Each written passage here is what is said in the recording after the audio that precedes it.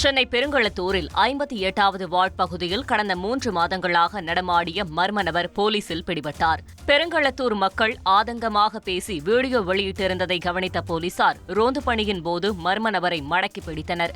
விசாரணையில் அந்த இளைஞர் மனநலம் பாதிக்கப்பட்டவர் என்பதும் வாடகை கார் ஓட்டுநர் என்பதும் தெரியவந்துள்ளது. இதையடுத்து அந்த இளைஞரை மனநல காப்பகத்தில் போலீசார் ஒப்படைத்தனர். வேங்கை வயல் வழக்கில் சிபிசிஐடி போலீசாரால் குற்றம் சாட்டப்பட்டுள்ள காவலர் முரளிராஜா தன்னை மீண்டும் பணியில் சேர்க்க கோரி மாவட்ட காவல் கண்காணிப்பாளரிடம் மனு அளித்துள்ளார். காவலர் முரளிராஜா கடந்த ஜனவரி மாதம் 20ஆம் தேதி முதல் பணிக்கு வராததால் அவரை விட்டோடி என அறிவித்து போலீசார் அவரது இல்லத்தில் நோட்டீஸ் ஒட்டினர்.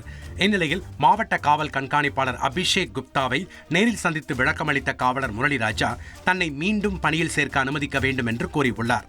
இந்த மனுவை ஏற்பது குறித்து காவல்துறை உயரதிகாரிகளிடம் ஆலோசனை செய்து அதன்படி மாவட்ட காவல் கண்காணிப்பாளர் நடவடிக்கை எடுப்பார் என்று காவல்துறை வட்டாரங்கள் தெரிவித்துள்ளன. செய்திகளை உடனுக்குடன் தெரிந்து கொள்ள உடனே சப்ஸ்கிரைப் பண்ணுங்க.